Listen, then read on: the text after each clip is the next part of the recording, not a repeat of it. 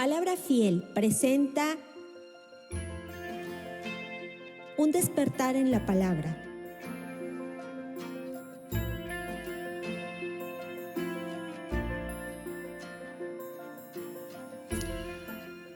Hoy vamos a tocar el tema número 5, en el tema general que estamos viendo, el juicio a las iglesias de Apocalipsis. Y en el tema número 5 hoy vamos a tratar la iglesia de Sardis. Y les invito a que vayan abriendo su Biblia en el libro de Apocalipsis, capítulo 3, versículo del 1 al 6. Hasta ahora nosotros hemos visto 4 cartas enviadas a estas 7 iglesias que están representadas en los capítulos 2 y 3. Nosotros comenzamos viendo la carta primaria o la primera, que fue a la iglesia de Éfeso, que había perdido su primer amor como esencia, había perdido su amor por Dios, había perdido el amor por el hermano, y que no valoró, por así decirlo, la amistad, no valoró el amor de Dios, no valoró la verdad también. Y como hemos dicho, Dios nunca contrapone uno de sus atributos contra otro, ¿sí? Luego después vimos la iglesia de Esmirna, que fue una iglesia fiel en medio de la tribulación. Después vimos la iglesia de Pérgamo, que esta iglesia comprometió la verdad e hizo lo opuesto a lo que Dios le había dicho, ¿sí? A lo que vimos a la iglesia de Esmirna, hizo lo opuesto, pero que le dijo Dios: yo conozco tu amor, pero que en medio de ese amor has comprometido la verdad. En medio de esa persecución tú has comprometido la verdad. O sea, sí has amado, me has buscado, pero también así has tolerado, pero también así has querido andar en las cosas del mundo. La semana pasada vimos la iglesia de Tiatira, que fue la última que vimos. La iglesia que al negociar la verdad también abrazó la mundanalidad, se dejó infiltrar por el mundo que estaba afuera. Y cuando la iglesia se deja infiltrar, me estoy refiriendo que pues pueden venir gentes, ¿verdad? Puede venir gente aquí, pero que se deje infiltrar en cuestión de, a lo mejor quiere predicar, a lo mejor quiere tocar, a lo mejor quiere servir en alguna área, pues no, porque primero tiene que pasar por ciertos, por así decirlo, círculos, o tendría que pasar por ciertos filtros. ¿Para qué? Para que sea probado, para ver si es verdadero hijo de Dios. Y entonces lo que hacían las iglesias es que no dejaban o no filtraban a la gente. Entonces ya se ponían a dar sus pláticas ellos con herejías, terminando muchos de ellos adorando a dioses ajenos, terminando comiendo cosas sacrificadas a los ídolos. Y es allí donde tiene Dios el problema con esas iglesias. Ahora vamos a ver lo que dice en Apocalipsis capítulo 3, versículo del 1 al 6. Escribe el ángel de las iglesias en Sardis, el que tiene los 7 espíritus de Dios, las 7 estrellas, dice esto: yo conozco tus obras, que tienes nombre de que vives y ¿qué? Y estás muerto. Tienes nombre de que vives y estás muerto. Sé vigilante y afirma las otras cosas que están para morir, porque no he hallado tus obras perfectas delante de Dios. Acuérdate pues de lo que has recibido y oído, y guárdalo. Y ahí dice: y arrepiéntete, pues si no velas, vendré sobre ti como ladrón, y no sabrás a qué hora vendré sobre ti. Pero tienes unas pocas personas en Sardis que no han manchado sus vestiduras, y andarán conmigo con vestiduras blancas, porque son dignas. El que venciere será vestido de vestiduras blancas, y no borraré su nombre del libro de la vida, y confesaré su nombre delante de mi Padre y delante de los ángeles. El que tiene oído, oiga lo que el Espíritu dice a las iglesias. En el día de hoy nosotros acabamos de leer una de las cartas, por así decirlo, más tristes de estas cartas a una iglesia que en un momento dado aparentemente estaba caminando muy bien. Y ahora Cristo le dice: tú tienes un nombre, tienes una reputación de que estás viva, ¿sí? Pero en realidad estás ¿qué? Muerta. ¿Cómo la veían las demás personas? Viva. ¿Cómo veían a esta iglesia? Viva en cierta forma. Pero internamente, ¿cómo estaba? Muerta. Porque no es fácil escuchar que tú perteneces a una iglesia muerta, hermanos. En este texto que vemos, no sabemos cómo, cuando lo estaban leyendo, cuál fue la reacción de la gente. No sabemos cómo lo recibió esta carta la gente. No sé cuál fue la reacción de la iglesia cuando se empezó a leer y que le digas y que te digan, ¿no? Tú estás, según vivo, tú tienes nombre, pero en realidad estás muerto. Imagínate por un momento que tú hubieras estado en esa congregación, sobre todo cuando esa opinión viene de parte de Dios, porque a veces los hombres te dicen: hermano, échale ganas, ¿no? Hermano, esfuérzate, como que te vemos que las pilas la traes al 30, ¿no? Y tú dices: está loco, ¿no? Ay, todos la traemos al 30, ¿no? Todos la traemos al 10, ¿no? Pero cuando viene esa comunicación o esa reprensión de parte de Dios, entonces como que ya te sientes, porque ¿qué tiene Dios? Tiene esos ojos de fuego que penetra, que ven lo interno de nuestro corazón. O por ejemplo, hay personas que vienen bien contentas, que ¿cómo estás? Bendecido, bendecido. Pero tú no sabes los demonios que tiene dentro de sí. O sea, me refiero como luchas, como pruebas. Y que sale de aquí y ¡fum! O sea, aquí trae la pila al 1000 y sale de aquí, le da el bajón. Es como cuando comes, ¿no? Cuando comemos bastante, ¿qué nos da regularmente? Sueño, ¿no? Ay, no, estuvo bien pesado. Bueno, mucha gente sale de las iglesias bajón ya, o sea, como que fueron a la iglesia nada más a hacer acto de presencia y a dar una buena sonrisa y decir gloria a Dios y decir aleluya y decir bendecido y decir amén, y sale de aquí y se le olvida todo eso. Así es que nosotros vemos que esta reprensión, que esas palabras que Juan sí transmite, pero vienen directamente de parte del Señor Jesús, que trae a esta. Y aquí vemos al principio del mensaje que va dirigido a esta iglesia de Sardis, al ángel de la iglesia, ¿no? Ya hemos platicado quiénes son los ángeles, ¿no? O el ángel de las iglesias, ¿no? Unos dicen esta fraseología que habla el ángel de la iglesia de Sardis, implica a la gran mayoría del que dicen los académicos que un ángel en especial que había sido dado como para cada iglesia, para que cuidara de ella, para que la protegiera, para hacer que la iglesia en cierta forma rindiera cuentas de parte de Dios, cosas que nosotros no sabemos en el mundo espiritual. Algunos académicos hablan de eso.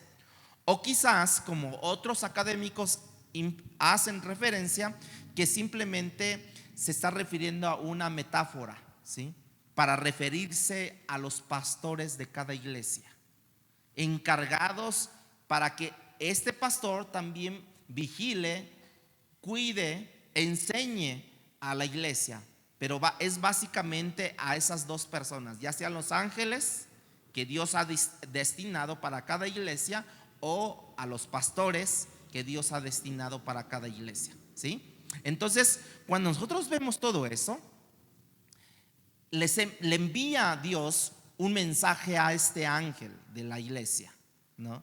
Se identifica también Dios como siempre se ha identificado, como lo ha hecho desde el principio, como lo hizo en el libro de Apocalipsis capítulo 2, versículo 1, ¿no? Cuando habla, dice, escribe el que tiene los 7 espíritus de Dios, ¿no? Entonces, cuando vemos esa frase, los 7 espíritus de Dios, probablemente habla de la omnisciencia de Dios. Cuando habla también del número 7, el número 7 habla de la perfección de Dios. Y otros quizás entiendan con esta referencia como que el Espíritu de Dios aquí descrito, 7 formas distintas de cómo Dios emplea su poder, según nos habla en el libro de Isaías capítulo 11 versículo 2, donde dice: y reposará sobre mí el Espíritu de Jehová, 1, Espíritu de sabiduría, 2, Espíritu de inteligencia, 3, Espíritu de consejo, 4, Espíritu de poder, 5, Espíritu de conocimiento, 6 y Espíritu de temor, 7. Tal vez hace referencia de todo esto, de esa omnisciencia de Dios, de toda esa perfección de Dios, de toda esa descripción de Dios, de lo que Él es. 7 formas distintas como el profeta Isaías hace referencia al Espíritu de Dios. Él es el que habla, ese Dios que ve todo, el que tiene los 7 espíritus, la plenitud del conocimiento de Dios. ¿Se le pasará algo a Dios? Nada, hermanos. Aquel que escudriña con el mismo corazón de Dios, hermanos, como dice el apóstol Pablo a los Corintios, de aquel que conoce todas las cosas, no hay nada oculto de parte de Dios. En el libro de Zacarías nos habla también sobre el candelero que tiene 7 lámparas. Bueno, se dice que son los ojos de Dios que recorren toda la tierra, de manera que la mayoría piensa que esa referencia se está refiriendo al Espíritu Santo, que es quien tiene la omnisciencia, que recorre toda la tierra como parte de la Trinidad de Dios, conociendo cada rincón de cada persona, cada mente, cada corazón, cada vida, cada matrimonio, de cada familia, de cada iglesia, de cada pastor, de cada congregante.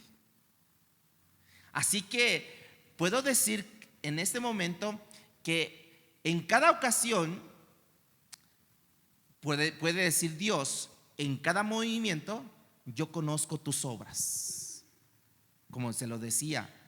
Él puede decir, yo conozco tus pensamientos, yo conozco tus intenciones, yo conozco tus motivaciones. ¿Por qué vas a la iglesia? ¿Por qué lees la Biblia? ¿Por qué te hincas para orar? Yo conozco tus planes. Quien habla es alguien que tiene ese conocimiento absoluto de nuestra vida, hermanos. Él tiene todo el conocimiento de nosotros. Él tiene más allá de lo que nosotros podemos percibir. No sé si se ha dado cuenta que de repente está haciendo algo y reacciona, y de repente dice, ¿y por qué lo estoy haciendo esto? Si no me tocaba el día de hoy, ¿no? Porque tu misma mente no pudo discernir que hoy no le tocaba hacer esa cosa que estás haciendo, y tú dices, ay, ya la dejo porque no me tocaba el día de hoy. Pero ¿sabes qué? Lo que sí conoce Dios y no se le pasa nada y no dice, híjole, creo que me equivoqué, creo que no era hoy, creo que no era mañana, creo que no era ayer. No. Dios sabe el momento preciso, Dios conoce nuestras motivaciones, Dios conoce los tiempos, y los tiempos de Dios que son perfectos, hermanos. No hay nada que se le salga de las manos de Dios. Uno podría decir personas adultas, ¿no? que han recibido a Cristo, ¿no? Decían, pero ¿por qué yo no lo acepté de joven, con toda mi plenitud, con todas mis fuerzas, y yo podía darle más a Dios? ¿No? ¿Han oído de eso? ¿Han oído hablar así? Bueno, y uno podría decir, pero ¿por qué no? ¿Pero por qué no? Porque no era el tiempo de Dios, hermanos. Aunque uno diga, no, es que te pusiste rebelde contra Dios, es que cerraste tu corazón a Dios, es que no, no. Es que Dios ya tenía planificado la fecha de la historia de tu vida cuando tú te ibas a rendir, porque Él conoce todo, hermanos. Él no llega antes, Él no llega después, Él llega en el preciso momento. Muchos de nosotros que conocimos a Cristo de muy pequeños, ¿no? Conocimos de Cristo, ya en un momento dado eventualmente decidimos darle nuestra vida a Cristo. Bueno, Él ya tenía planificado todo eso. Ya tenía planificado todo eso. Algunos llegamos jóvenes, estamos jóvenes y nos iremos jóvenes. No, ¿somos eternos? No. Pero yo lo que sí puedo decirles, hermanos, es que en el tiempo de Dios te haya tocado recibir a Cristo joven, te haya tocado recibir a Cristo adulto, hermanos, ríndele toda tu vida, porque Él conoce todo, hermanos. Él tiene, dice, las 7 estrellas, y las 7 estrellas, ¿cómo están identificados? A estos 7 ángeles, ¿no? Que son los pastores de las iglesias, de cada iglesia. Bueno, ellos iban dirigida esta carta. Pero ¿qué había? Sin lugar a dudas, hermanos, por su identificación, no solamente tiene un conocimiento absoluto Dios de lo que está ocurriendo en cada iglesia, sino que tiene el poder y tiene la autoridad. ¿Por qué? Porque es su iglesia. Lo cantábamos ahorita en este momento, ¿no? Que por su sangre borró todos nuestros pecados. Y ahora ¿qué tenemos? Vida nueva en Cristo Jesús. Ya no vivo en el pasado, sino porque Cristo vive en mí, hermanos. O sea, ya déjese, si ya pasaron años, ¿no? Ya le dieron una revolquiza en el mundo, pues ya olvídese de esa revolquiza. Ahora venga Cristo y ahora renuévese en Cristo. Y entonces Él comienza a hablarle a esta iglesia, le dice: yo conozco tus obras. Es una frase que aparece en estas cartas. En ocasiones anteriores, cada vez que Cristo decía yo conozco tus obras, les habla de obras específicas que ellos estaban haciendo o habían hecho. Pero en este caso Él no menciona ninguna obra en particular, hermano. Cuando menciona obra, escucha lo que dice en el versículo 1 de esta carta. Al final dice: yo conozco tus obras, que tienes nombre de que vives y estás muerto. Otra manera de traducir eso sería: tienes reputación de que vives aparentemente, pero que estás muerto. Esta iglesia en un momento dado creció, tuvo un impacto, ¿sí? Tuvo una vida, tuvo una reputación esta iglesia, así que aquel día en el primer siglo la iglesia de Sardis, hermanos, tenía esa reputación que le precedía a ella, pero tenía que llegar a un momento en que esa vida que había tenido reputación ahora estaba muerta. Y resulta de manera peculiar, hermanos, la historia de la iglesia que ha seguido de esa forma. Es muy familiar a lo que vemos nosotros, a la historia de Sardis, que aparentemente tenemos vida, pero muchos dicen, ¿verdad? Tú estás muerto en vida, ¿verdad? Así les dicen. ¿Por qué les dicen así regularmente? ¿Por qué les dicen tú estás muerto en vida? Porque no tiene sentido su vida, porque no tiene proyecto su vida, porque no tiene propósito su vida, porque todo lo hace rutina por rutina, rutina por rutina. ¿Y le ha pasado a usted eso? Sí. Pero es cuando tú debes de encontrarle el brillo, ¿no? El brillo. Vamos a poner un ejemplo básico.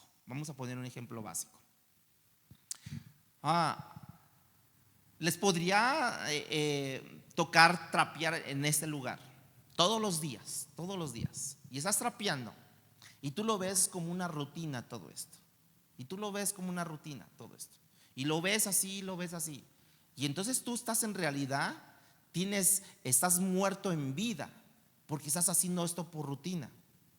Pero sin embargo, tú un día tú dices, voy a cambiar de parecer, voy a cambiar de perspectiva, y ahora lo que voy a hacer es que no solamente voy a mover, sino ahora voy a ver qué es lo que hay. Por ejemplo, abajo de esta mesa, tú regularmente la mueves, pero ahora tú la volteas y tú le das otra perspectiva a esto. Tú dices, bueno, ahora vamos a ponerle en este tubo, en vez de esa envoltura, le vamos a poner otro tipo de envoltura. Tienes propósito, tienes vida. Ahora tú dices, en vez de ponerle un mantel blanco, ¿sí?, ahora vamos a ponerle el mantel blanco, pero le añadimos un mantel triangular rojo. Entonces empieza como que, ¿a qué, hermanos? A tener vida, sentido tu vida. Ya no lo estás haciendo por rutina, sino ahora piensas en mejorar las cosas. Cuando te dejan un trabajo, ¿no?, en la escuela, en el mismo trabajo, tú dices, bueno, ahí está ya. No, tú a lo mejor lo engargolas, a lo mejor le pones estrellitas, las mujeres le ponen florecitas, ositos, y no sé qué tanta cosa le ponen, le adornan allí todo eso, ¿no? A lo mejor los hombres, no sé, le ponemos otro tipo de paisaje, otro tipo de cosas, pero que formen parte ¿de qué? De tu vida, hermanos. Que tenga sentido lo que haces. No nada más decir, bueno, ahí está ya lo que me encargaste. No, sino que se vea el esmero, el cómo hiciste las cosas. Bueno, Sardis había perdido todo eso, hermanos. En un momento dado, esta iglesia de Sardis, es interesante que la ciudad y la iglesia siguieron un mismo curso. Por ejemplo, en Sardis, en el pasado, fue una ciudad fundada en el año 1200 antes de Cristo. Fue una ciudad que no se dejaba intimidar, por así decirlo, ¿no? De hecho, sus murallas medían más o menos como 4 metros de ancho, para que la gente no pasara, no se metiera, ¿no?, por las invasiones que ellos llegaban a tener en ese tiempo. Solamente había un lugar por donde ellos podían entrar, y era por la puerta principal. Sardis llegó a ser la capital del imperio, conocido como el Imperio de Libia. Esa ocupó lo que hoy conocemos en las provincias de Esmirna, de Manisa, en el país de Turquía, lo que es hoy. De manera que la ciudad se distinguió no solamente por su buena localización que tenía esta iglesia, sino que tenía su producción la producción de lana. De hecho, allí, por primera vez en Sardis, se desarrolló o inventaron cómo teñir la lana por primera vez en la historia. Era una ciudad que tenía un río alrededor de donde ellos extraían oro, ¿sí? Era una ciudad que se hizo rica en oro, hermanos. Se piensa que una de las primeras monedas de oro y de plata se hicieron precisamente en Sardis. También pasaba una carretera muy importante que le permitió el desarrollo del comercio para ellos. Y todo eso se hizo en Sardis, ¿sí?, que daba una localización bien estratégica para que los pueblos que invadían no pudieran penetrar a esta ciudad. Ahora escúchenme esto. Sin embargo, en el año 545 antes de Cristo fue invadida por un lugar que ellos nunca pensaban que podían entrar. Fue invadida en un momento dado cuando no estaban vigilando la ciudad. Vacilaron con la ciudad. Ellos pensaron que no iban a poder traspasar las barreras. Los enemigos invadieron la ciudad en el año 545. Después otra vez fueron libertados, ellos fueron liberados, pero en el 214 antes de Cristo volvió a pasar la misma historia. ¿Qué pasa entonces? ¿Qué nos deja entender esto, hermanos, con Sardis? De que ellos de repente le echaban los kilos, ¿no? Ahora sí, vamos a la iglesia, ahora sí vamos a la iglesia. Y de repente, ¿qué pasó? No, me dio flojera. No, es que, ¿qué crees que va a haber partido el día de hoy? No, sabes que hoy es el maratón y tengo que correr. No, sabes que hoy cumple años mi abuelita y ya va a cumplir 115 y pues tengo que estar y no puedo. O sea, flaquearon. Eventualmente, esta ciudad, hermanos, fue anexada, ¿sí? En el Imperio Romano en el año 133 antes de Cristo. Era una ciudad que gozaba todas las cosas, hermanos, que vivía de su reputación, vivía de lo que había sido ella, vivía de la prosperidad que había disfrutado en el pasado. Pero ¿qué creen? Que ahora ya no tenían nada. Cuando ellos se insertan al Imperio Romano, ya Roma los controlaba a ellos. Ya no tenían oro, ya no tenían mucha lana, ya no tenían mucha lana, ahora sí, ya no tenían nada. Ellos vivían ¿de qué? De su recuerdo del pasado, cuando ellos eran prósperos, cuando ellos inventaron cómo teñir la lana, cuando ellos extraían del río el oro, donde ellos había mucho comercio. Ahora ya vivían de todo eso. Por eso Jesús les dice: dices que estás viva, pero estás muerta. Porque no sé si les ha pasado, cuando usted se sienta con personas ya adultas, ¿no? Y te hablan de la revolución, te hablan de su pueblo, te hablan quién político fuerte en esos tiempos ejerció autoridad o hizo grandes cambios en su pueblo, y te empiezan a hablar de toda esa historia. Entonces, ¿ellos de qué viven, hermanos? ¿Del presente o del pasado? Del pasado. Así le pasó a la iglesia de Sardis. Ellos vivían, yo creo que se sentaron allí y empezaban a hablar en las grandes plazas, bueno, en las plazas que ellos tenían, empezaban a hablar: no, ¿te acuerdas que mi bisabuelo fue el que puso la moneda en oro? Mi abuelo extrajo del río tantos dotes de oro y mi abuelo, ¿qué crees? Que mi abuelo trabajaba en la lana, él inventó cómo teñir la lana, o sea, todo eso. Y usted puede decir, hermano, no, me acuerdo que hace 15 años la iglesia estaba muy avivada, me acuerdo que la iglesia así y así, y vives ¿de qué? Del recuerdo, del pasado. Pero ¿qué pasa al día de hoy? ¿O es a nosotros que nos tiene que decir Dios? O sea, en realidad tú dices que estás viva, pero estás muerta. ¿Qué tiene que decir Dios? Aparentemente, en un pasado también, hermanos, la iglesia de Sardis había llegado a tener una reputación de ser una iglesia muy viva, una iglesia que abrazaba la palabra de Dios, pero que ahora más que nada estaba viviendo de un nombre anterior y no del presente, hermanos.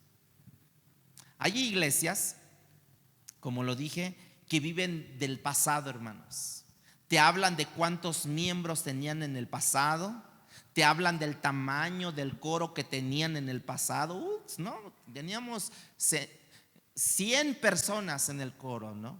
Teníamos esto, teníamos miles de personas, teníamos tantos cantores, teníamos tantos que danzaban aquí con sus panderos, con bueno, todo eso.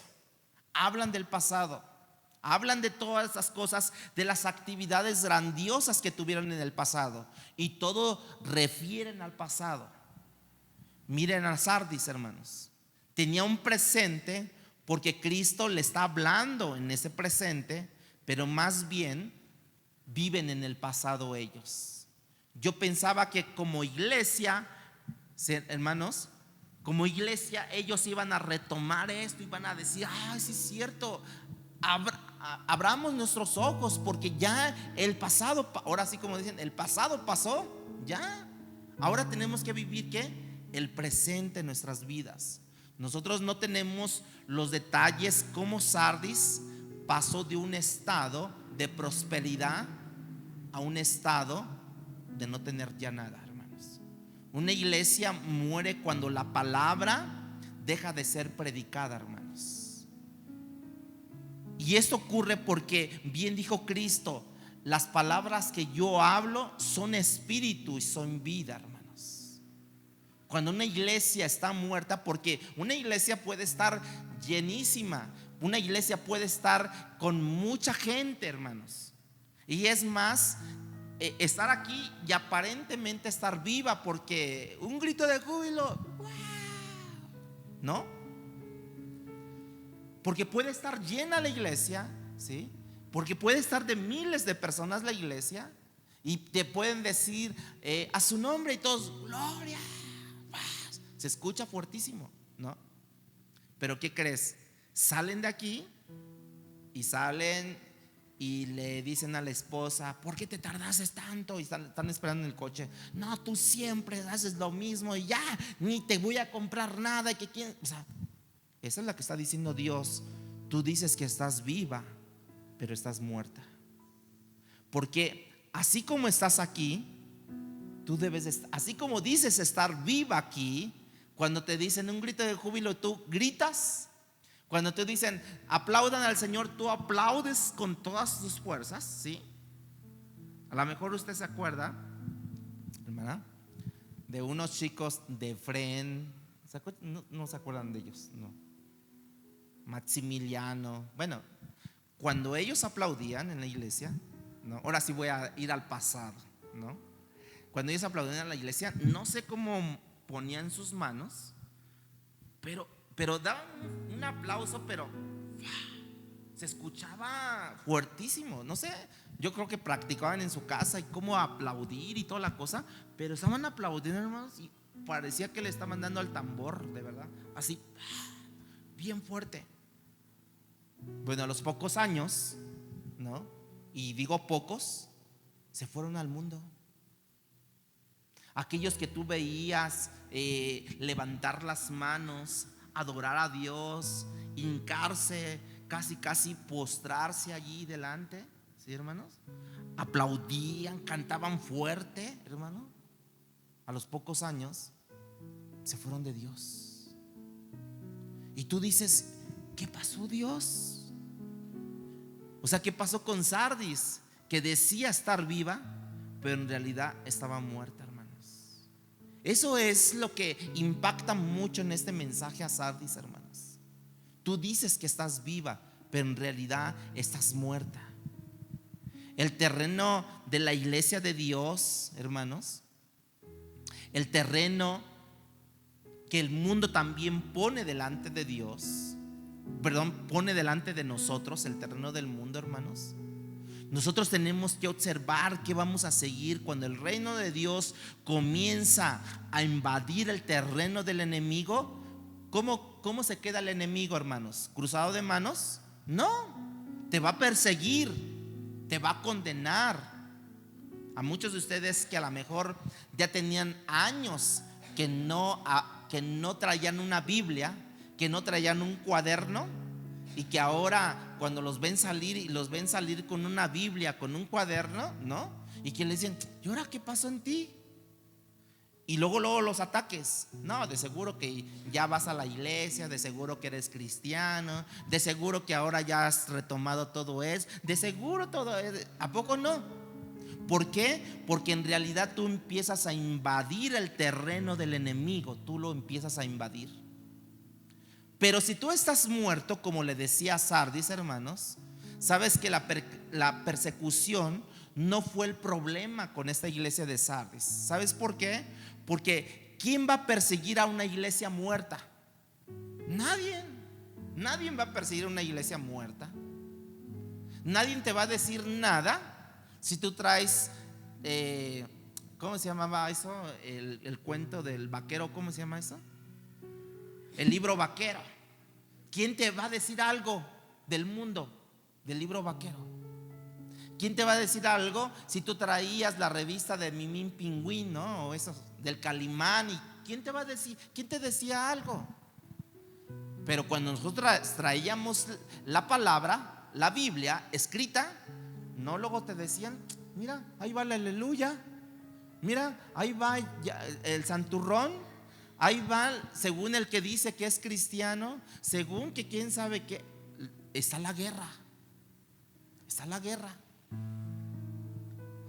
El mundo que está allá afuera, hermanos, por ejemplo, la gente, el Congreso, la gente que hace leyes, está allá afuera, está muy contenta con la iglesia, porque la iglesia no hace nada cuando ellos emiten una ley del transgénero, emiten una ley de la invasión al aborto, emiten una ley. Cuando la iglesia no dice nada, ellos están tranquilos. Pero cuando los cristianos nos levantamos y empezamos a reformar la mente de la gente a través de la palabra y lo que dice la palabra respecto a eso, cuando levantamos la voz en contra de eso, cuando levantamos la voz en contra de las actitudes de cuando vemos a una persona incorrectamente, moralmente, y le empezamos a decir, hermanos, entonces es cuando se nos levanta Troya. Es cuando hay pleitos. Pero tan pronto la iglesia decide hacer su papel de sal y la luz de la tierra, la iglesia empieza a ser como contraatacada, hermanos. Las dos causas principales en la historia de la iglesia, hermanos, que mataron a la iglesia acá en esta zona del occidente, una es el liberalismo, hermanos, donde la palabra dejó de ser inerrante, o sea, sin error, dejó de ser infalible, que no puede fallar, hermanos. Y la otra es la mundanalidad, donde la iglesia comienza a ver con buenos y válidos los estilos de vida de allá afuera. Es que allá afuera los chicos se pintan el cabello de rojo, ¿no? Y aquí ya vienen queriéndose pintar el cabello los chicos de rojo, ¿no? No, es que allá afuera los chicos traen rastras, ¿no? Pues yo también las voy a traer. O sea, nos hacemos al molde de allá afuera. Lo queremos y queremos penetrar en la iglesia las cosas del mundo. ¿Ha perdido todo esto la esencia, hermanos? Justamente porque nosotros no sabemos no vemos tan diferente las cosas, porque no nos metemos en la palabra, sino estamos viendo los estilos y las modas de allá afuera. Entonces, hermanos, hoy en día en Occidente casi se ha muerto, y el centro de gravedad se ha movido, de acuerdo a los mejores misiólogos, ¿no? O los historiadores contemporáneos, se ha movido hacia África, Asia y Latinoamérica, hermanos. A manera de contraste, ¿cuáles serían las características de una iglesia viva? Porque ya dijimos mucho de la iglesia muerta. ¿Cuáles serían las características de una iglesia viva, no? Hay que entender todo esto. Ya vimos algunas de esas características de una iglesia muerta, que vive en el pasado, ¿sí? Está en el presente, pero vive en el pasado, que no tiene gran cosa que contar, que no tiene propósitos, que no tiene metas, que no tiene visión, ¿sí? Pero una iglesia viva no vive en el pasado, hermanos. Vive en el presente y mira hacia el futuro. Es una iglesia donde se predica la palabra de Dios sin comprometer el contenido, porque ya dijimos que la palabra da vida, hermanos. Y usted cuando lee la Biblia le tiene que dar vida. Y si no le da vida, hermanos, tiene que buscar esa vida, porque la palabra trae vida a tu vida. Es como, por ejemplo, cuando usted está guisando, o los que guisan, ¿no? Y entonces usted lo prueba. No, le falta sal. No, le falta esta especie. no, le falta agua. Y va probando hasta que da el punto, ¿no? Y dice, creo que sí está bien. Y de repente le dice, oye, prueba esto para ver cómo te sabe. Y lo prueba, está en su punto. Bueno, así es la palabra, hermanos. Usted la lee de primero y no crea vida en su vida. Usted la lee y no pasa nada. Y tú lo ves, es que no entiendo, es que me aburro, es que me duermo, es que, ¿no? Y entonces, ¿dónde está la promesa de Dios? Que la palabra trae vida. ¿Dónde está la promesa de Dios? Bueno, cuando usted lea la Biblia, lo primero que tiene que hacer es decir, Señor, dame ese entendimiento para leer tu palabra. Abre mis ojos para que yo pueda ver lo que tu palabra quiere para mi vida. Y entonces cuando usted empieza a leer, usted, por ejemplo, empieza a, no sé, a entender palabras que tú dices, ¿qué es inerrante? ¿Qué es infalible? Porque a lo mejor la palabra lo trae, esas palabras, ¿no? Y tú dices, no entiendo eso. Bueno, pues busca un diccionario, ¿no? Búscale qué es lo que significa eso y encontrarás sabor. Es, por ejemplo, tú tienes a lo mejor una especie en tu casa, en tu cocina, a lo mejor sal, pimienta, cominos, otras cosas que uno que no cocina, ¿no? Diría, ni sepa cuándo meterle los cominos, cuándo meterle estas cosas, cuándo meterle estas especies. No sé. Pero hay alguien que sí sabe, entonces llamamos, ¿no? Oye, ¿cómo meto esto? ¿O para qué sirve? No, para darle sabor, para darle esto, para darle aquello y todo. O sea, pero ¿cómo le pongo? ¿Cuánto le pongo? ¿No? Entonces, según las cantidades, vas dándole proporción para que tengas un platillo suculento que sepa muy bien. Bueno, la palabra de Dios es así. ¿Tienes alguna pregunta? ¿No? Tú, ve con algún líder de la iglesia. Oiga, mire, yo leí esta palabra pero no la entiendo. ¿Qué hago? Mira, pues esto significa esto acá. O te recomiendo estos libros para que tú puedas entender esa parte de la Biblia. O no sé, muchas cosas.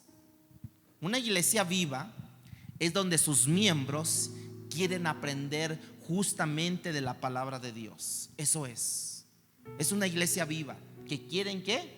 Aprender. Díganlo ustedes, que quieren ¿qué? Los muertos no tienen hambre, hermanos. La gente está grave, que está en los hospitales, que está enferma, tampoco tiene hambre, ¿o sí? ¿Ustedes han visto ahí que tienen hambre los enfermos? No, se la quieren pasar durmiendo los enfermos. Pierden el hambre, ¿no? Y ya llegan ahí con ustedes, ¿no? Con los que están enfermos, ¿no? Y les dicen, ya vengo a traerles su comida. No quiero nada, no quiero nada. No, tiene que comer, y ahí le ponen su caldito, su gelatina nunca va a faltar, ¿verdad? Su cachito de gelatina. Pero no tienen hambre, no encuentran sabor. ¿Por qué? Porque precisamente ¿qué? Están enfermos, casi muriéndose. Pero una iglesia viva siempre va a querer aprender de la palabra de Dios. ¿Usted quiere aprender de la palabra de Dios? Entonces, ¿qué está? ¿Está muerto o está vivo? En una iglesia viva, las personas tienen hambre por el aprendizaje. Es una iglesia donde la gente nace de nuevo, ¿sí? Es una evidencia de que el Espíritu de Dios da vida a esta gente en el presente, porque no hay otra manera de nacer de nuevo más que por el Espíritu de Dios, hermanos. Escuche y vea, busque en su Biblia San Juan 6:63. Dice, el Espíritu es el que da vida, la carne para nada aprovecha. La palabra que yo os hablo son espíritu y son vida. San Juan 6:63.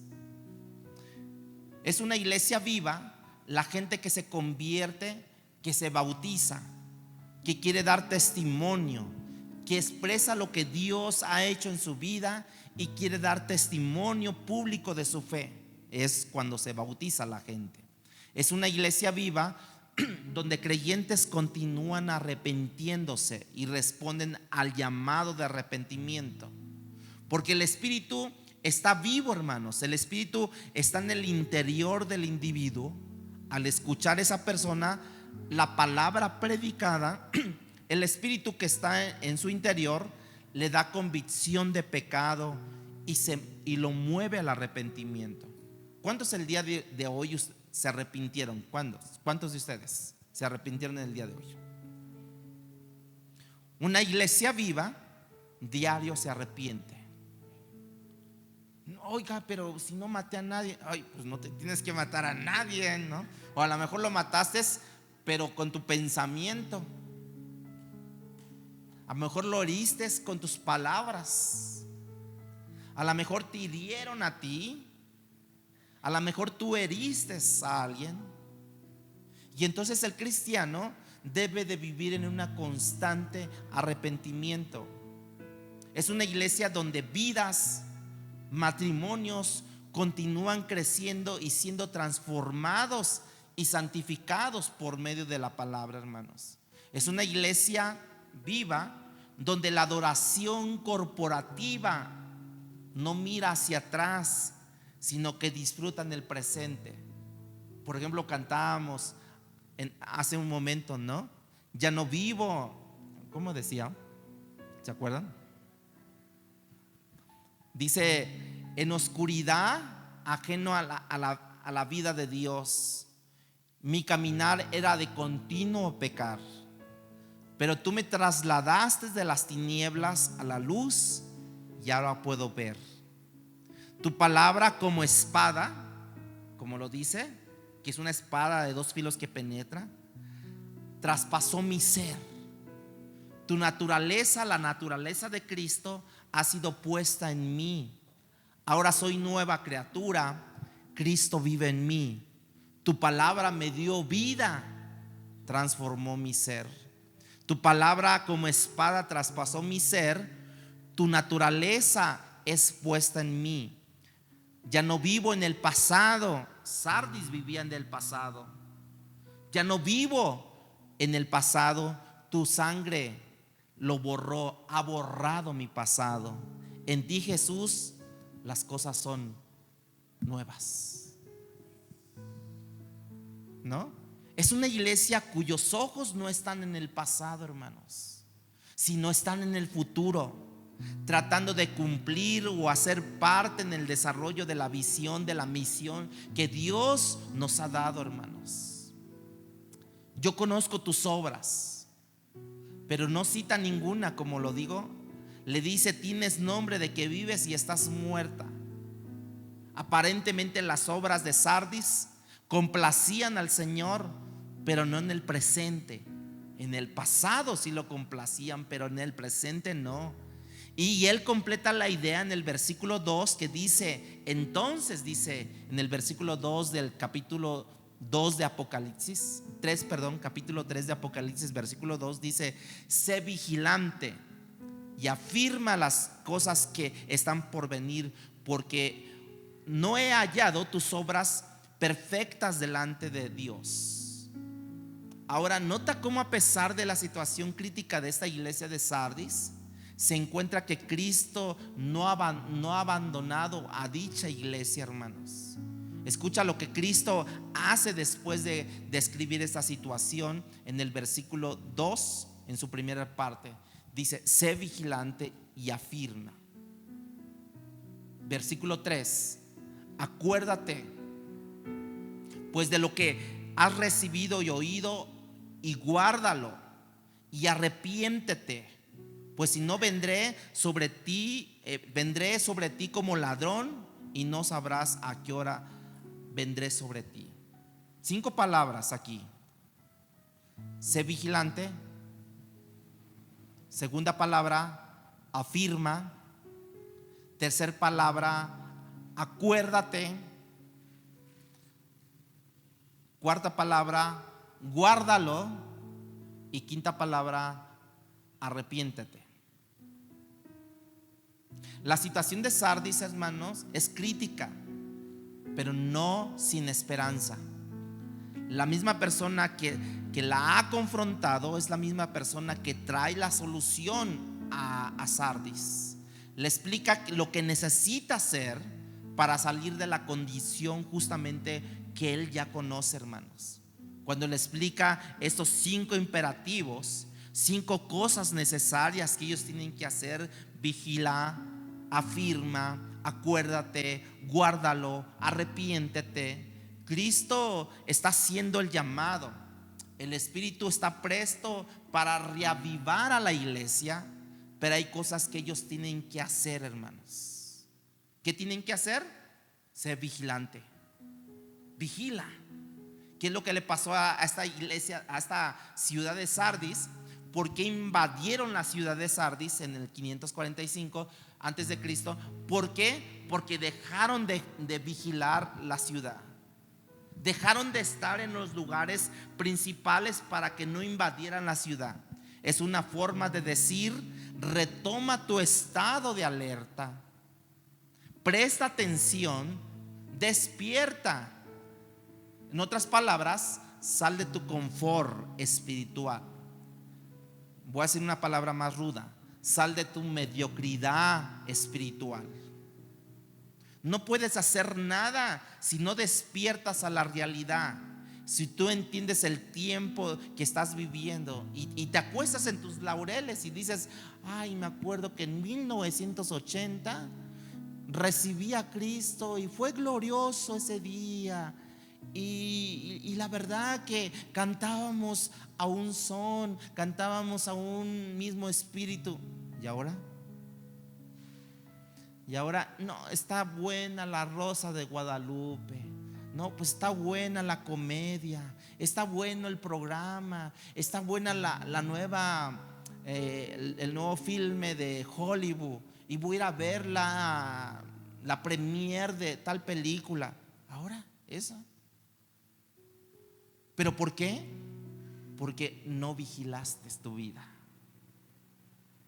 De verdad que muchos nos hubiéramos evitado tantos tropiezos, hermanos, si hubiéramos vigilado bien nuestra vida.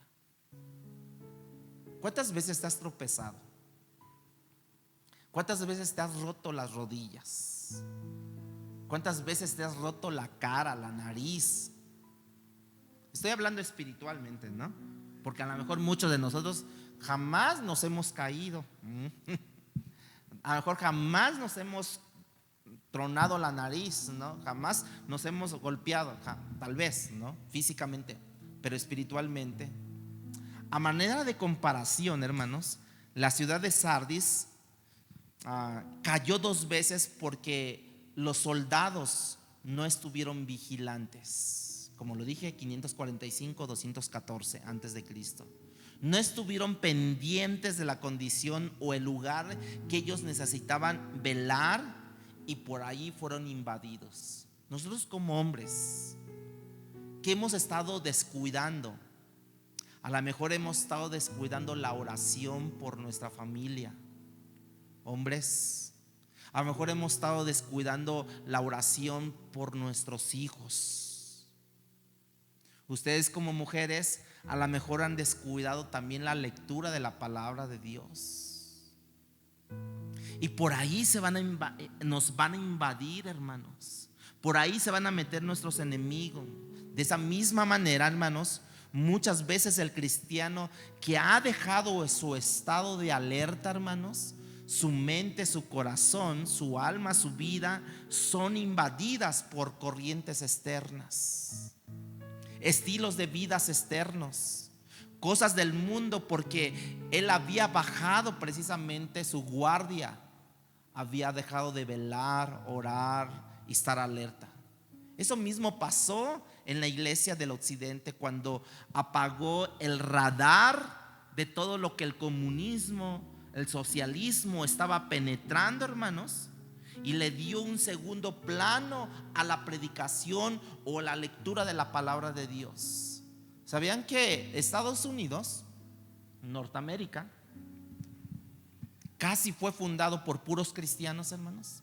Las universidades más famosas de Estados Unidos se originaron por mentes a partir de la palabra de Dios. Y ahora cuánta mundanalidad no hay en esas iglesias. Harvard, no sé cuántas. Sin embargo, hermanos, perdieron esa alerta, apagaron el radar de lo que venía en este mundo. La iglesia dejó de penetrar el mundo y el mundo comenzó a penetrar el terreno de la iglesia, hermanos.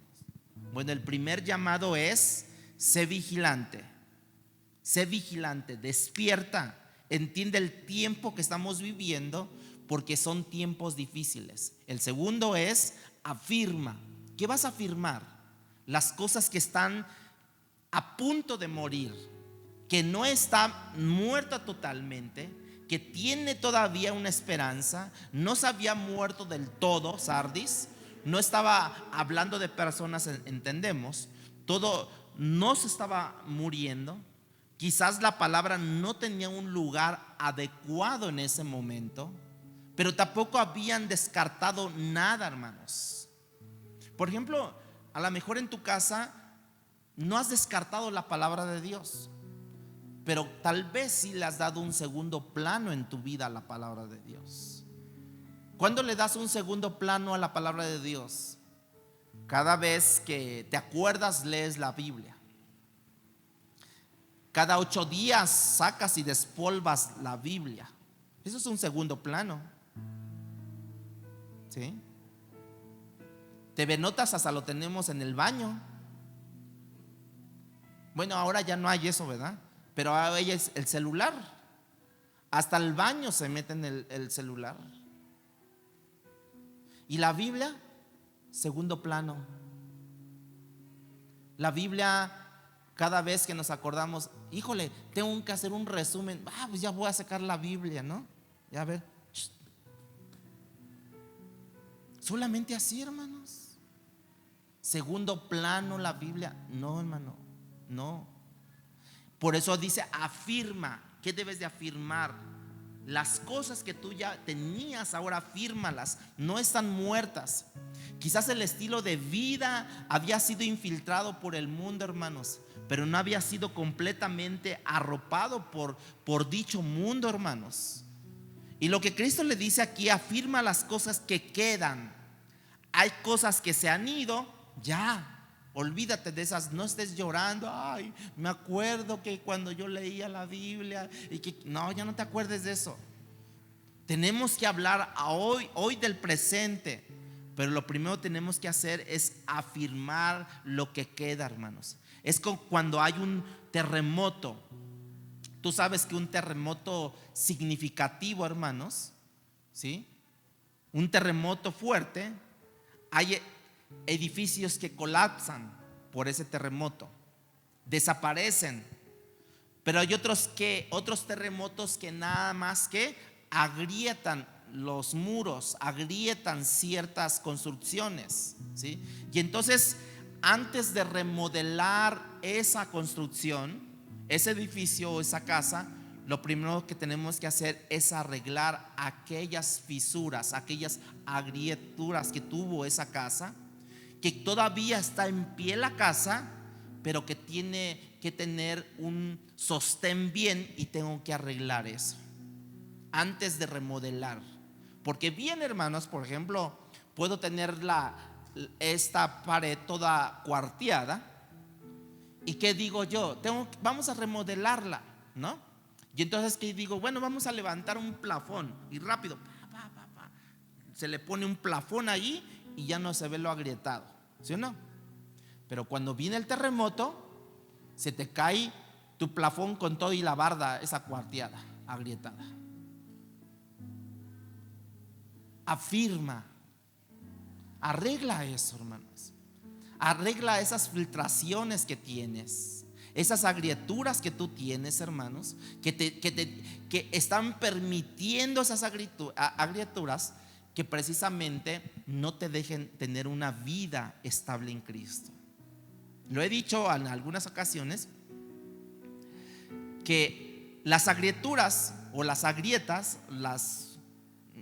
esas separaciones, muchas veces a simple vista no se ven, ¿no? Porque incluso tú llegas a la casa y hasta tienen ahí, le pusieron una cortina para que no se viera esas grietas, ¿sí o no?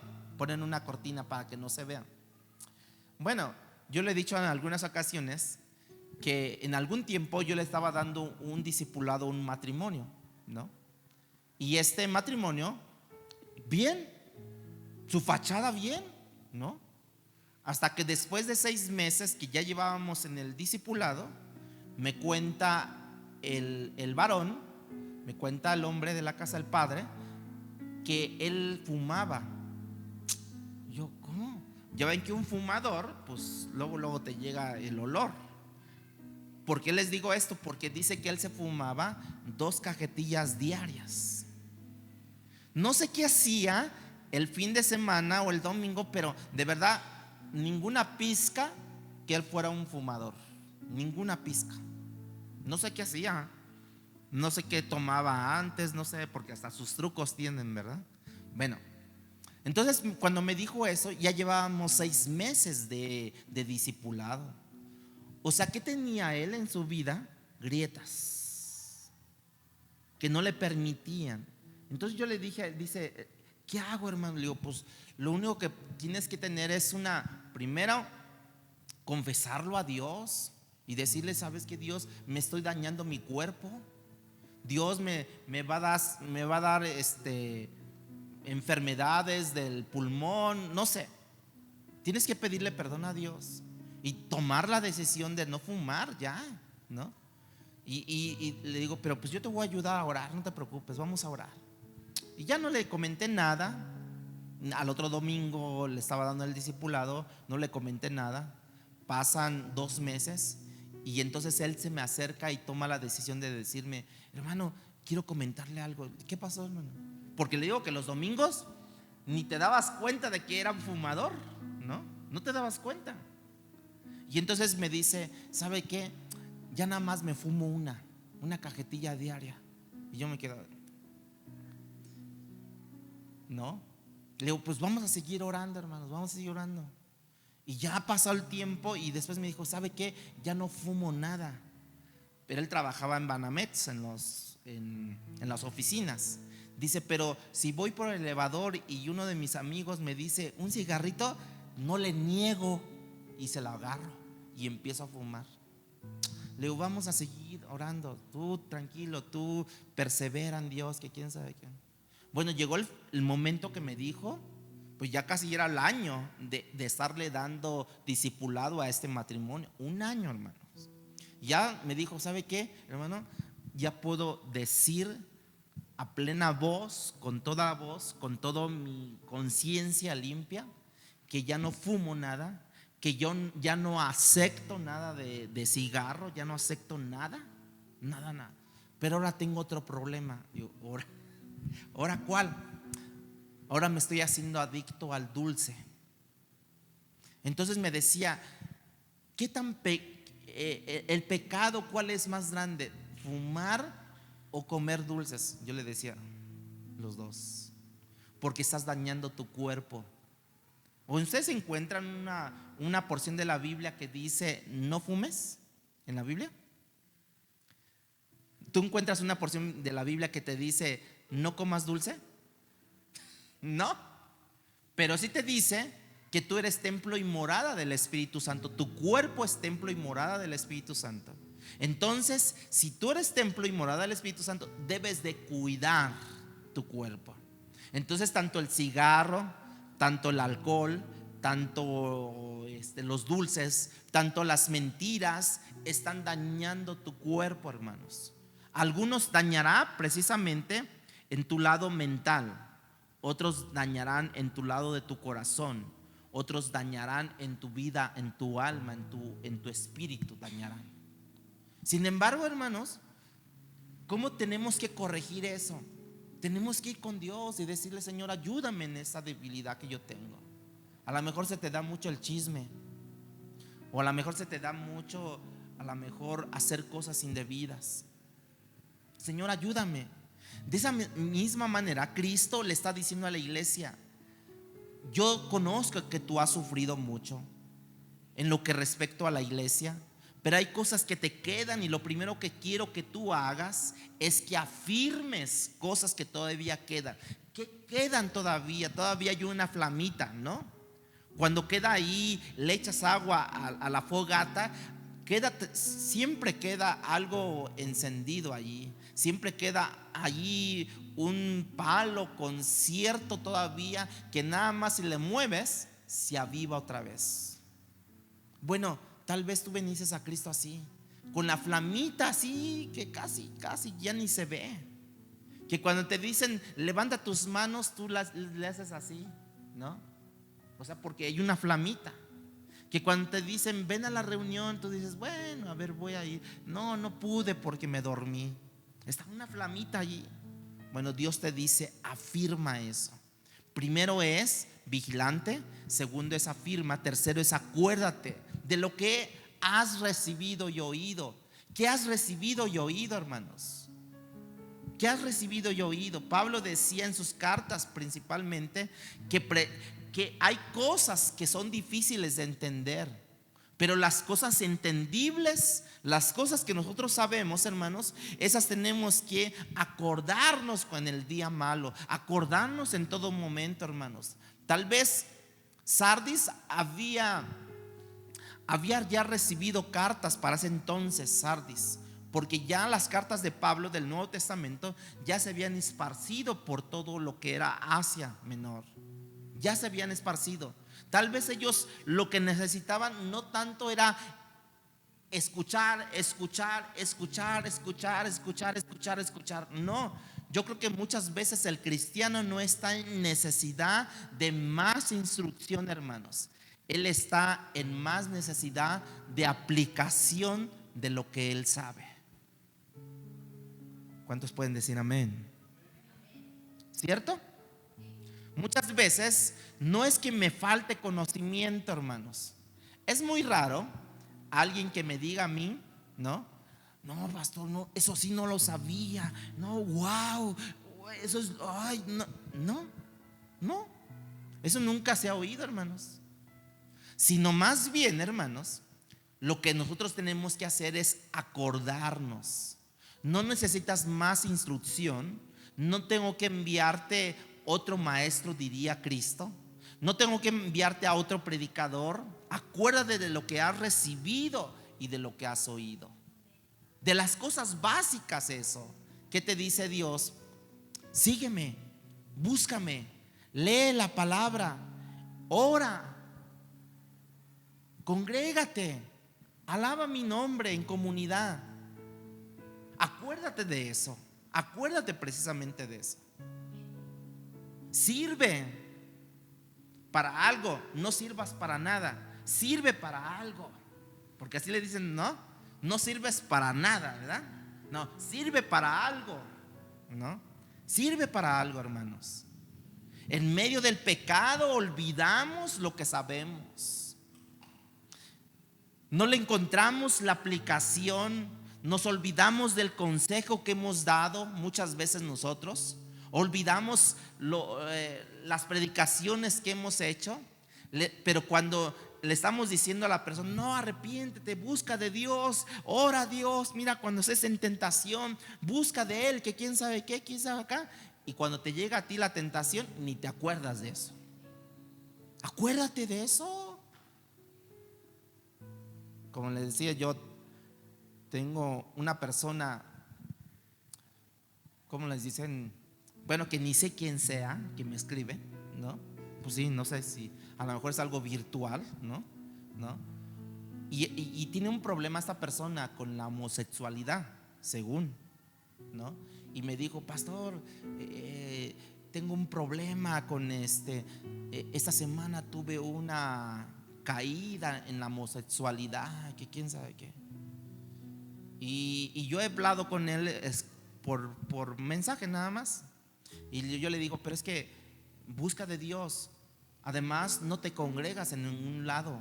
No hay alguien que te esté jalando, ¿no? O sea, que te esté diciendo, que te esté corrigiendo. No hay nadie. Congrégate, ¿no? No, sí, sí, pastor, y pues sigo faltando en esta área de la homosexualidad, ¿no? Tú te quedas así, y al otro día me dice, pastor, mire, esta palabra es para su esposa, ¿no? Y me manda textos bíblicos y un mensaje ahí, ¿no? ¿Cómo? Ayer estabas con problemas con la homosexualidad, que no es cosa fácil, ¿no? Y hoy me dice, hay una palabra profética para su esposa. Acuérdate, o sea, de lo que le estás mandando a mi esposa, acuérdate de tú mismo, ¿no? O sea, no sé de verdad que en qué mundo vivimos, hermanos. Pero lo que sí creo es que para los que no están en Cristo viven en un mundo de confusión, hermanos. Para los que estamos en Cristo vivimos en un mundo que precisamente que nos lleva a una meta, a un propósito, a un progreso en la vida cristiana, hermanos. El cuarto es, guárdalo. Es imperativo, hermanos, está en tiempo presente, lo que implica que cuando te dice guárdalo, es una acción continua, hermanos. No es algo que va a ser en un día nada más, sino acuérdate y síguele y sigue guardándote, sigue guardándolo eso, guárdalo. En el lenguaje original tiene una connotación de obedecer.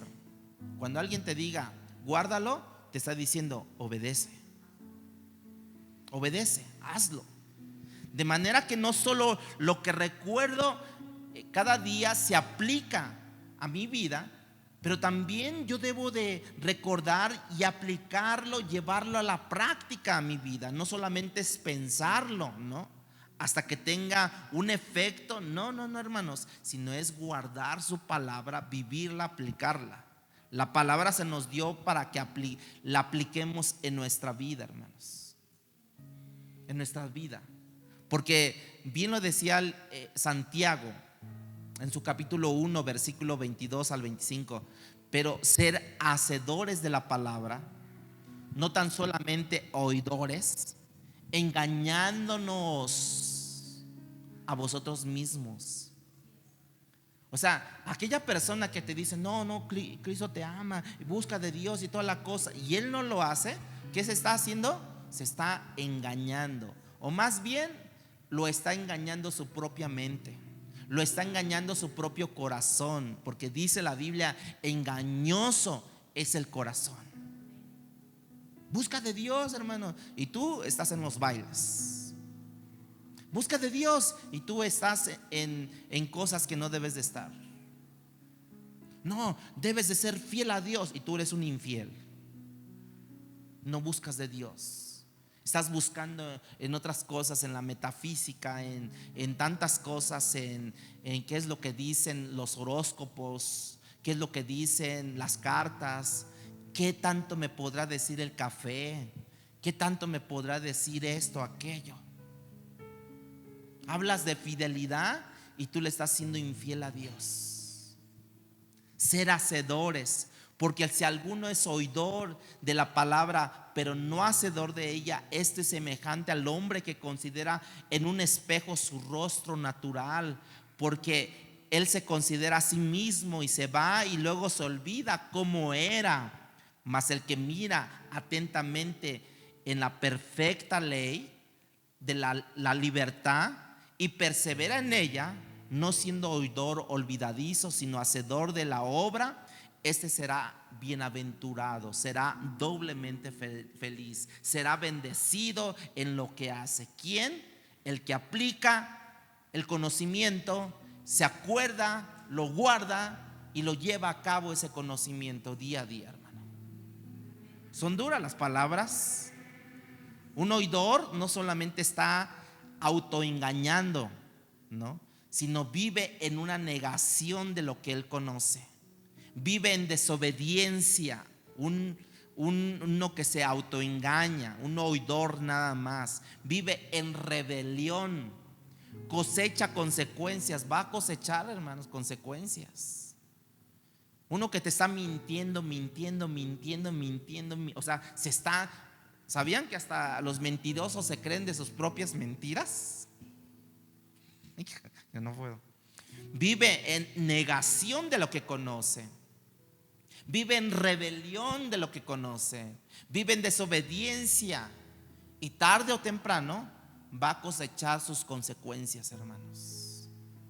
Va a cosechar. Porque la bienaventuranza no está en ir y escuchar un mensaje, hermanos.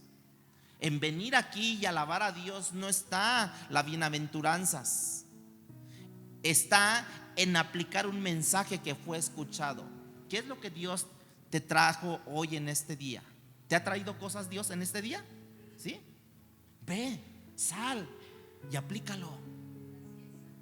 Es más, perdón, salgamos y apliquémoslo. Salgamos y apliquémoslo. Pero no antes que escuches la última. Arrepiéntete primero. La palabra en hebreo, como lo hemos dicho otras veces, implica un cierto dolor del pecado, el pecado que has cometido, y implica devolverte como en nu, ¿verdad? Tú vas y luego date vuelta en nu, ¿verdad? Que es como regresar, pero hacia otra dirección, ¿no? Como que vas, ¿sí? Pero ese de vas a ir a un lugar, pero no, te estás alejando de Dios. Entonces, ¿qué es lo que tienes que? Regrésate nu, ¿no? Porque ya te pasaste, ya te estás siguiendo lejos. Regresa a las sendas antiguas. ¿Cuándo fue el día que tú aceptaste a Cristo? ¿Cuántos años tienen ustedes que aceptaron a Cristo? ¿12?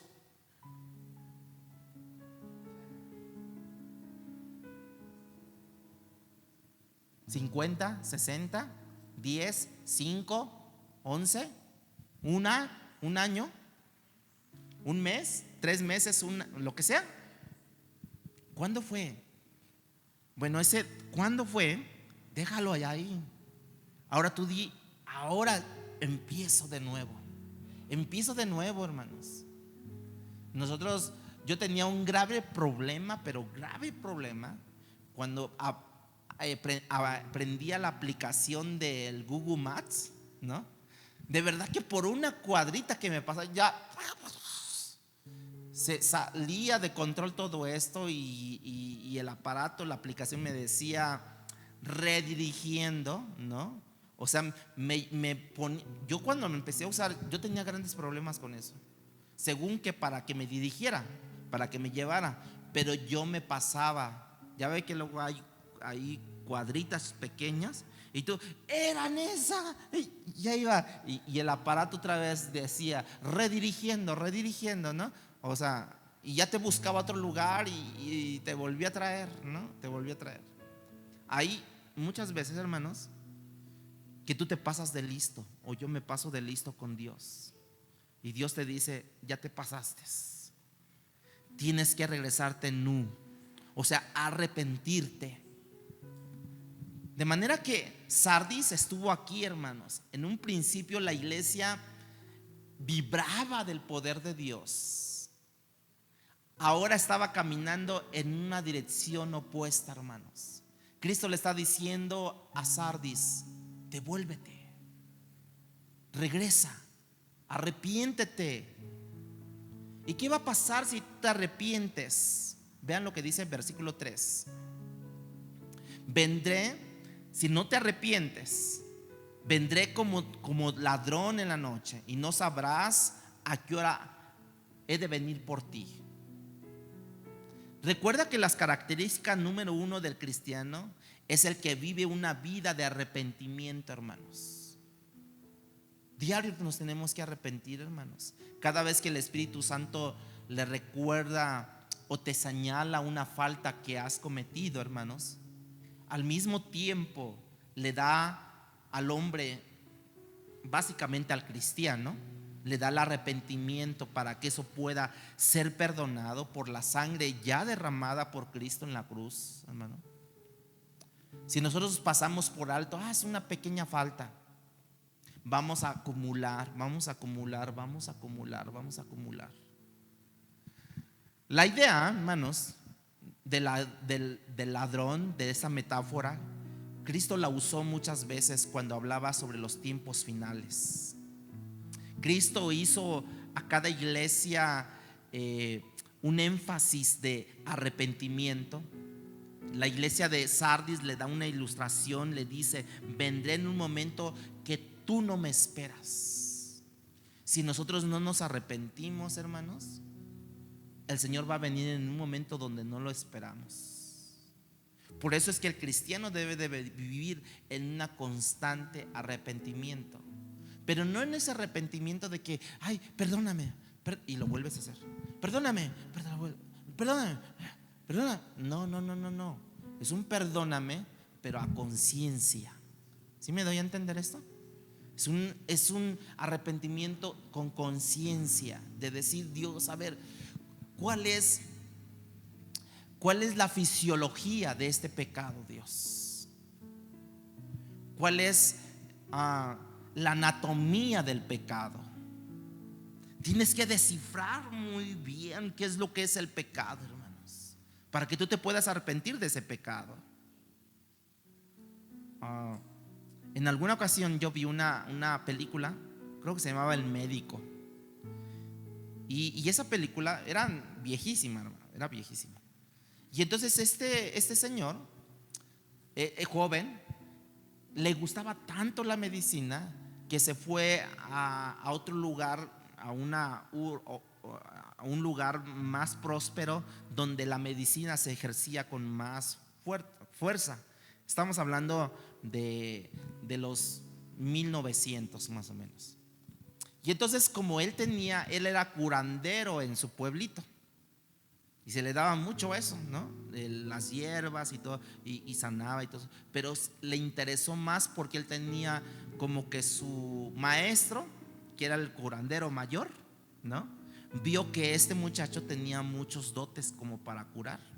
Y él se va a un lugar lejano, lo manda a un lugar lejano para que vaya a aprender medicina. Y entonces allí, ya llegando a ese lugar, pues les empezaron a enseñar la medicina. Él sabía también lo que eran las hierbas y demás cosas. Aprendió medicina, la ciencia. Pero él se robó un cadáver y se lo llevó a su casa. Entonces lo abrió de aquí. El cadáver estaba sentado y lo abrió de aquí. Todo este costado lo abrió. Y le empezó lo veía la metamorfosis, cómo se iba descomponiendo, pero a la vez también veía sus órganos, cómo estaban ubicados, dónde estaban ubicados. Pero el cadáver estaba sentado y él le levantó la mano así, y entonces todo eso se le veía, ¿no? Y él quería ver todo esto, cómo estaba. ¿Qué les trato de decir con esto?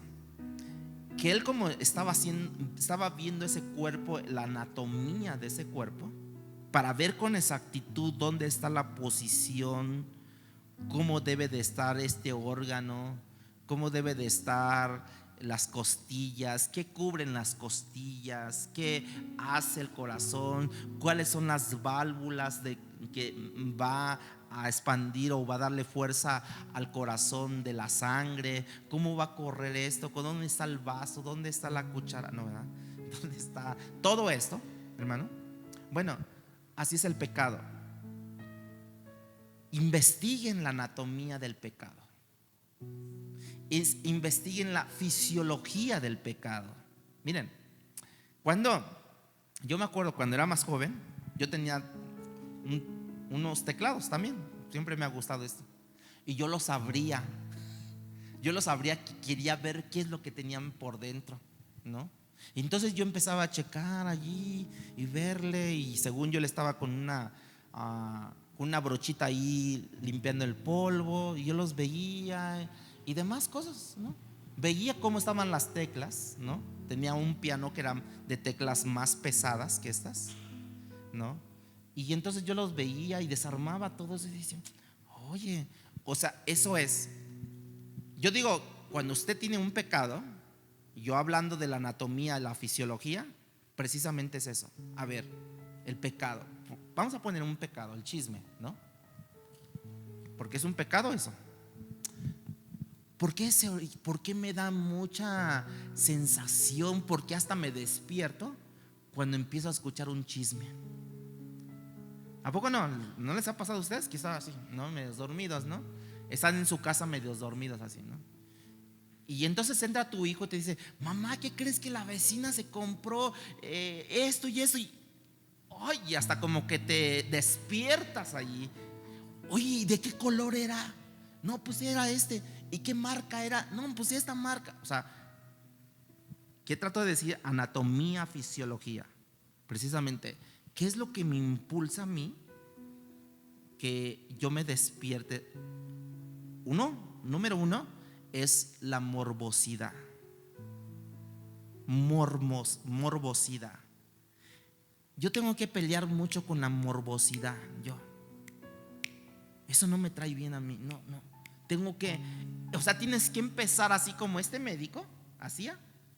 Ver los componentes, cómo estaban, qué anchura, qué deben de tener, cómo deben de estar formados, cómo deben de tener hasta él medía, o sea, qué tanto el pulmón tiene de largo, de ancho, el vaso y tanto, todas esas cosas él veía. Bueno, así tenemos que hacer nosotros. Y va a ver, hermano, si usted investiga la anatomía, la fisiología de lo que usted está en debilidad de su pecado, va a salir rápido de su pecado. Y yo se les puedo decir esto. Yo tenía un problema con pasarme pastillas. Yo me sentía que me ahogaba. Ya saben, ¿no? ¿Sí saben ustedes de eso o no saben?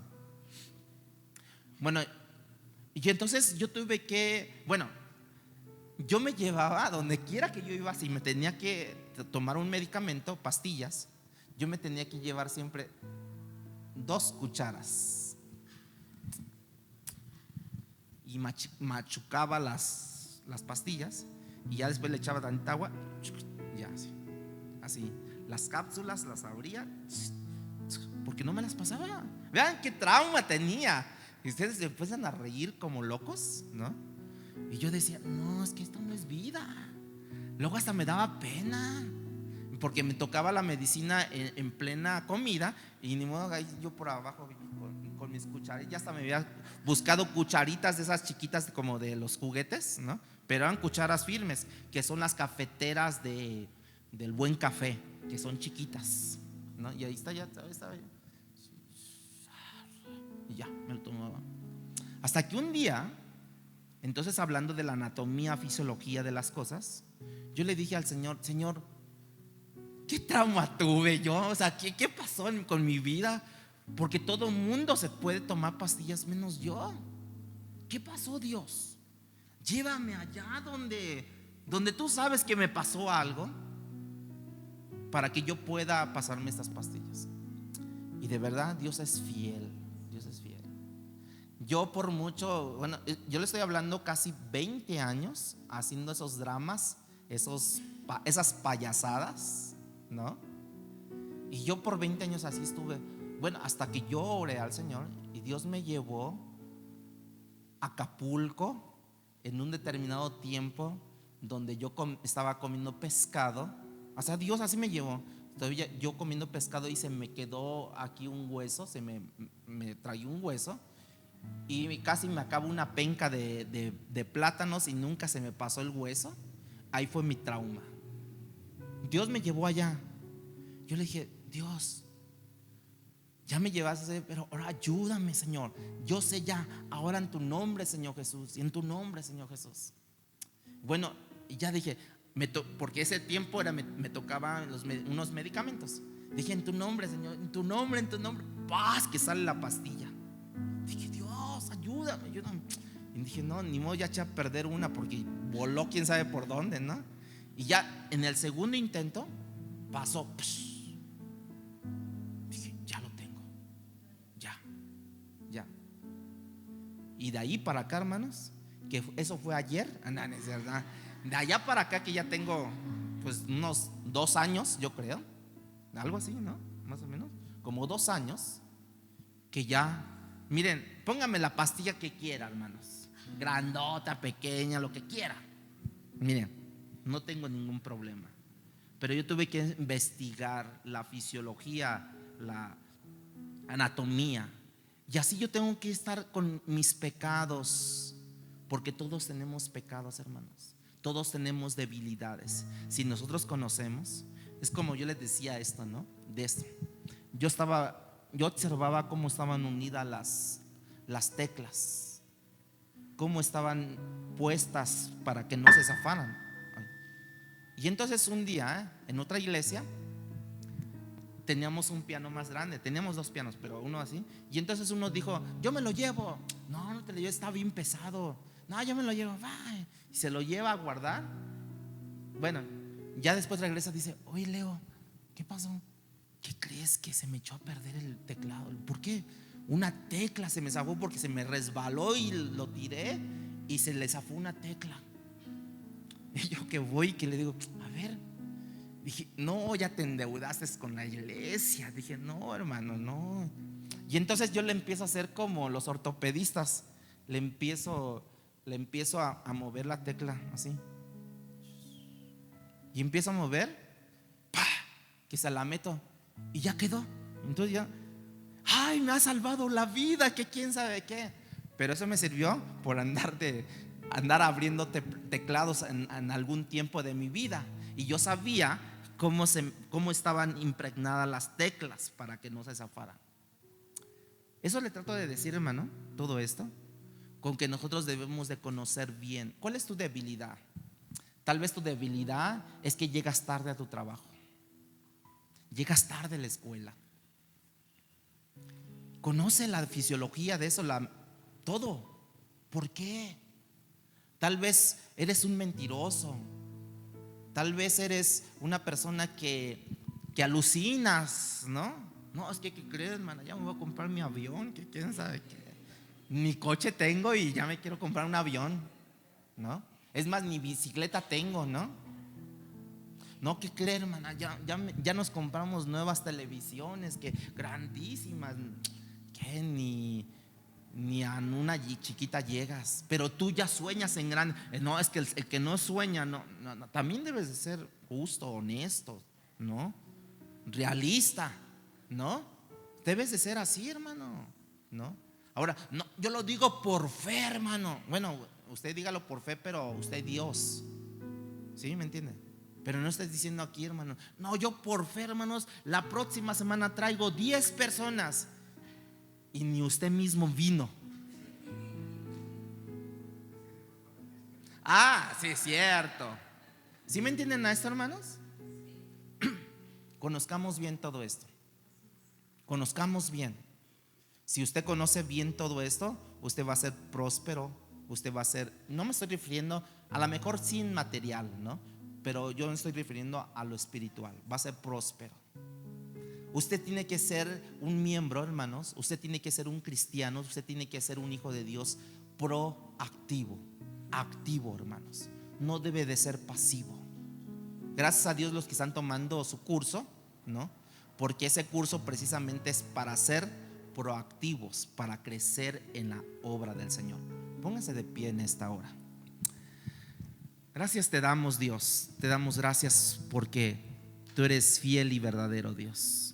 Tú eres grande, Señor, y nunca nos dejas sin tu gracia, sin tu amor, Señor Jesús. Gracias porque en medio de todo tú te perfeccionas, Señor. En medio de todo tú te mueves, Señor, como ese Dios grande, ese Dios fuerte, ese Dios celoso, Dios. Gracias por mis hermanos que podemos estar aquí, Señor, para recibir instrucción tuya, pero tú nos pides que a la misma vez la apliquemos, Padre. Permite que al salir de este lugar podamos aplicar tu palabra, Señor. Podamos aplicar lo que tú tienes para con nosotros, Dios. Ayúdanos y sosténnos, Dios. Ayúdanos a ver con realidad la problemática que hay muchas veces en nuestra vida, que nos impide tener tu gozo, nos impide tener tu paz, nos impide tener la plenitud de tu vida, Dios. Como cantábamos, Señor Jesús, que tu palabra es como esa espada que traspasa nuestro ser, Señor. Tu palabra, Señor Jesús, viene a nuestra vida, que nos permite estar en Cristo Jesús, tener las cosas nuevas en ti, Dios. Ayúdanos y sosténnos, Padre Celestial. Te lo pedimos en tu bendito nombre, Señor Jesús.